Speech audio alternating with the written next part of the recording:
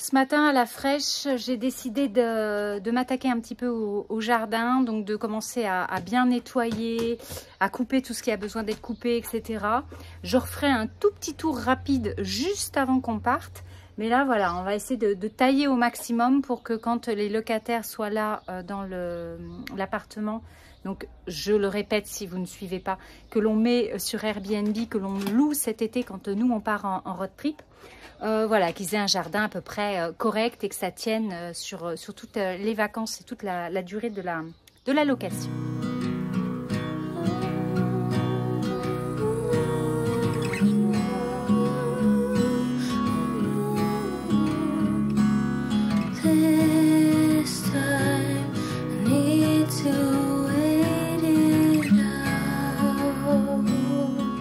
Je viens de terminer. Je ne sais pas si vous voyez vraiment la différence là au niveau du jardin.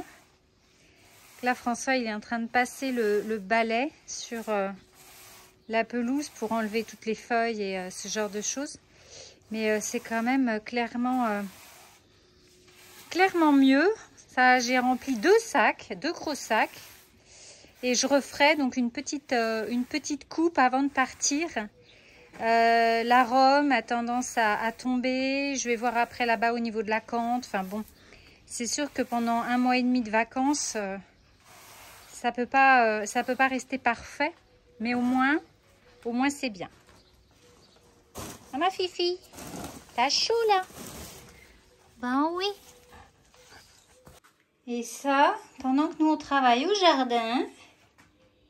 Mais qu'est-ce qu'il fait ce mien chouchou? Qu'est-ce qu'il fait ce petit bibi? Hein? Qu'est-ce que tu fais? Tu te reposes au frais. Oh là là, la chance. J'ai reçu en cadeau il y a quelque temps ces produits zéro déchet, bio, faits en France, fabriqués par exemple en Normandie ou dans le Perche.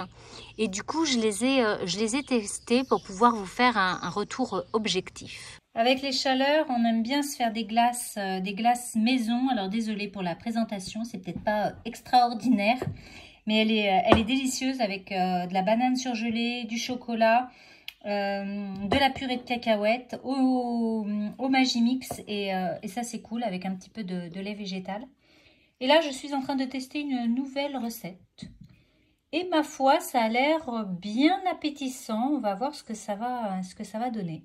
Ce matin, Nora est allée faire quelques courses sur ma demande. Et en fait, il a trouvé ce petit piou-piou en plein milieu de la route. Donc, il l'a ramassé. Donc là, on l'a mis dans un carton avec un petit peu de mouchoir en dessous. Et puis demain, je vais me renseigner pour pouvoir l'emmener au centre de soins. Donc d'abord chez le vétérinaire et puis après au centre de soins d'animaux sauvages que l'on a sur l'île de Léron. Donc là, en fait, je suis allée acheter, je ne sais pas si vous allez voir, c'est un petit peu de steak haché. J'ai mis un petit peu d'eau avec et je le nourris comme ça en attendant.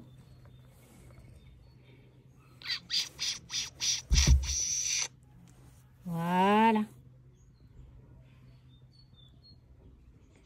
Donc il y a plein de choses à savoir quand on récupère des petits. Alors bien évidemment, quand il y a les parents, etc., quand c'est dans la nature à proximité, il ne faut pas s'amuser à les prendre.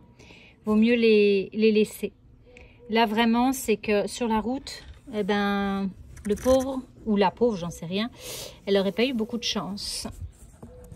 Donc là, je lui donne. Voilà.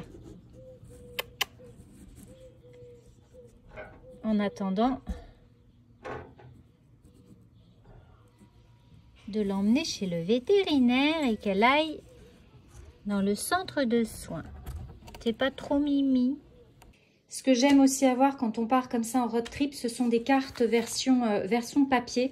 Donc là, on en a pris deux. Il y en a une où on va avoir la partie de l'Angleterre et le Nord, bien sûr. Mais une plus précise aussi sur l'Écosse. Je trouve que franchement, c'est quand même plus pratique d'avoir des cartes de ce type. Alors, j'en déplie une très rapidement. Là, à une main, ça n'est pas évident. Voilà, comme ça, on a vraiment les grands axes, les petits, et on se rend bien compte des routes. Mais aussi, ça peut être de l'altitude.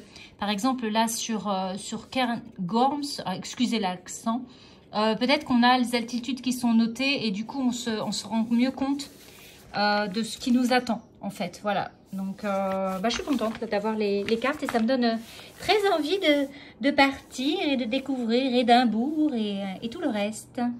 Dimanche, en brocante, je suis contente, j'ai trouvé une litière, un bac à litière bas pour Bibi, pour mettre dans le camion. J'espère que ça va passer, on va bien voir, on croise les doigts. Sinon, j'ai conservé l'ancien bac qu'on avait l'an dernier, mais celui-là, il me paraît un peu plus grand, donc c'est pas mal. Je l'ai payé 1 €. Donc, au pire, eh bien, j'irai le donner à Emmaüs. J'adore la manière dont Bibi dort. Voilà. Il est vraiment cool, hein, ce chat. Il sait qu'ici, il est protégé, il n'y a rien qui peut se passer. Du coup, il dort, mais alors, comme un bienheureux. Je viens de préparer les granolas maison. En fait, c'est vraiment le petit déjeuner de Noah avec flocons d'avoine, sirop d'érable ou d'agave. Il y a quoi d'autre à l'intérieur? Il y a de la purée de cacahuètes. Après, je peux y ajouter plein d'autres choses, des noix de pécan, etc.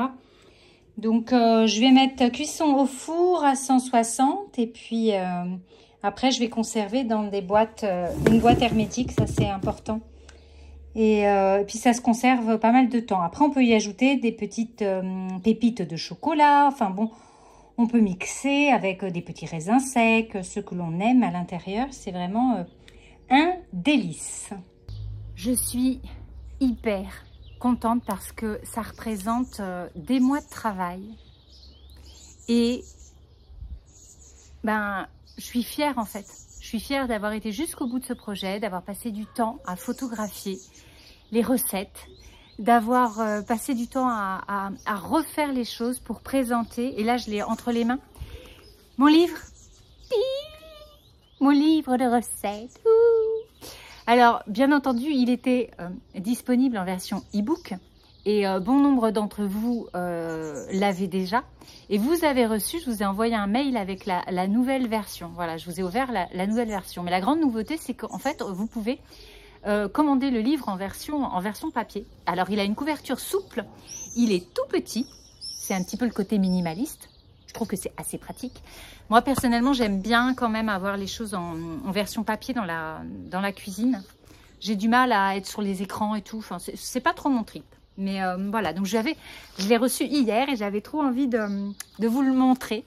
Je trouve que c'est quand même plutôt sympa. Et alors, à l'intérieur, il y a plein de choses. Alors, bien entendu, un livre de recettes, énormément de recettes. Mais vous avez aussi au début, en fait, un petit peu l'explication.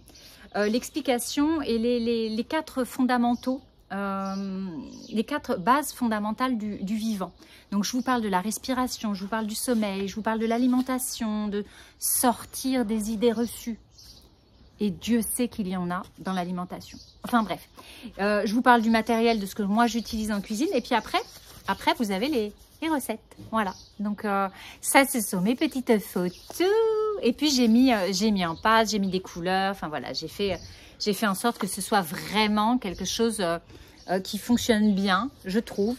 Et bon, ouais, du coup, je suis contente parce que voilà. Bah donc, moi, j'ai mon propre livre en cuisine et ça va me permettre de suivre mes recettes. Alors, bien entendu, j'en ai des nouvelles qui arrivent aussi petit à petit, de nouvelles choses que je teste. Donc, peut-être que je ferai quelque chose de différent plus tard. Peut-être une envie de faire un livre sur des desserts, des gourmandises, mais sans sucre. Enfin, ou tout du moins que avec du sucre naturel, du bon sucre. Et pas du sucre raffiné. Mais enfin bon, ça on verra ça plus tard. Donc je vous mets le lien en dessous dans la description de la vidéo. Si vous avez envie d'aller voir le livre, que ce soit version e-book ou version papier. Et voilà, donc bien entendu, pendant le road trip, on va être loin d'une alimentation de ce type. Bien entendu, j'emmène pas l'extracteur de jus, j'ai pas de blender, enfin je fais avec le minimum. Donc on va voir, encore une fois, ce que l'on va trouver sur place, quelle qualité de fruits, quelle qualité de légumes, J'emmène une base, hein, toujours avec des pâtes à la farine de pois chiches. J'emmène un peu de semoule. J'emmène toujours un peu de base dans le camion. Ah, sur ce, je vais continuer la journée en sachant que j'ai plein de choses à faire. Là, on est à un petit peu plus d'une semaine du départ. Et c'est toujours en fait dans la dernière ligne droite qu'il y a tout à faire. Il faut attendre voilà, il y a plein de choses que je ne peux pas faire trop tôt. Donc, il faut vraiment que j'attende le dernier moment pour désencombrer la maison, faire le tri entre ce que l'on laisse ici, donc enfermé dans la chambre de Noah, et ce que l'on va emmener dans le camion, plus, voilà. Donc, il y a toute cette gestion à avoir, plus laver les draps, le linge, savoir ce qu'on emmène, etc., etc. Donc, je vais continuer là-dessus. Voilà, je vous embrasse. Je le feuillette rapidement pour vous montrer un petit peu mieux. Vous avez donc toutes les recettes avec les photos que j'ai faites. Il y a vraiment de tout à l'intérieur de ce livre et adapté à chacun pour y aller tranquillement. Il y a les smoothies, il y a vraiment plein de choses. Ah, j'ai vu les truffes au chocolat, là, elles sont trop bonnes. Des idées de recettes sans sucre raffiné pour faire des boissons végétales. Vous avez des laits express, voilà, des plats pour remplacer la viande, remplacer le lait. Vous avez là toute une partie avec les jus de légumes, mes préférés, enfin nos préférés. Vous avez plein de choses à l'intérieur.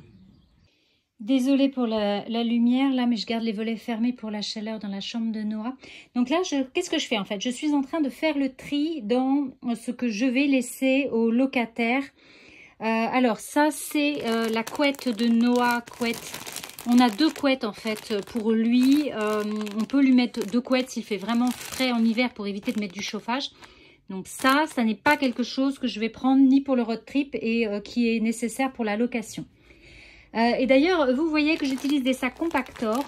Je ne sais pas ce que vous en pensez, mais moi, un sac sur 2, à chaque fois, voilà, il ne garde pas du tout le sous-vide.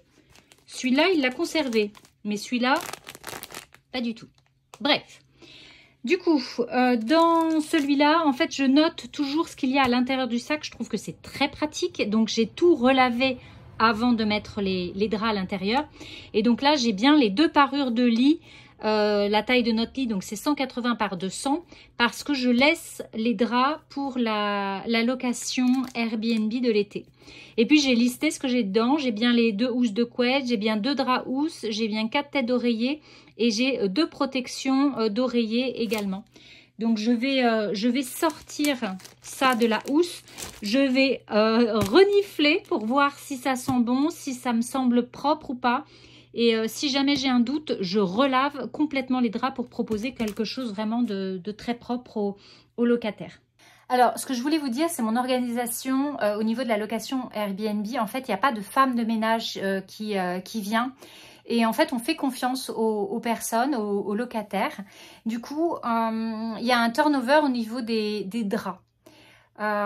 Pourquoi je ne demande pas aux personnes de venir avec leur propre drap? Parce qu'on a un lit de 180 par 200 et que ce n'est pas une taille forcément normale. Donc, j'estime que les gens n'ont pas forcément les draps qui conviennent pour la taille du lit. Du coup, on fournit les draps. Lors les premiers locataires qui arrivent, donc début juillet, forcément, eux, ils ont les draps propres posés, voilà, sur le lit, c'est impeccable. Et les suivants, c'est pareil. Dans le placard, il y a un jeu de draps qui les attend. Mais qu'est-ce que je vais demander? Je vais demander aux locataires, en fait, quand ils quittent le logement, de mettre leurs draps sales dans la machine à laver, de lancer le cycle de machine à laver. Et les nouveaux locataires qui arrivent dans l'appartement, eh bien, je vais leur demander de faire sécher les draps, de les plier et de les remettre dans l'armoire pour les prochains locataires. Voilà. Donc, c'est vrai que ça peut demander une petite contrainte quand on arrive en vacances, mais jusqu'à présent, ça s'est toujours très bien passé. Et je pense que ça responsabilise aussi les personnes. Ils prennent conscience que derrière eux, il y a d'autres personnes qui viennent. Et voilà, c'est le système le plus simple qu'on ait trouvé. Et jusqu'à présent, ça fonctionne très très bien. Donc, je vous montrerai comment j'organise le placard pour le Airbnb. Et je leur laisse aussi des chiffons tout neufs, tout propres à chaque fois, chaque année. Et moi, je récupère les chiffons après l'été et je réutilise moi les chiffons toute l'année. Donc en fait, voilà, j'ai un turnover dans mes chiffons grâce à la location Airbnb. D'ailleurs, si vous avez des questions, n'hésitez pas à les poser dans les commentaires. Voilà, j'essaierai d'y répondre, peut-être pas pendant le road trip, mais après en revenant. Je viens de tout sortir et là, je trouve que ça sent un petit peu le renfermé, la poussière. Vous voyez, ça fait 1 an que ça n'a pas été utilisé. Donc, je vais tout relaver rapidement à la machine et faire sécher dehors vu qu'on a un beau temps. Je vais donc en profiter.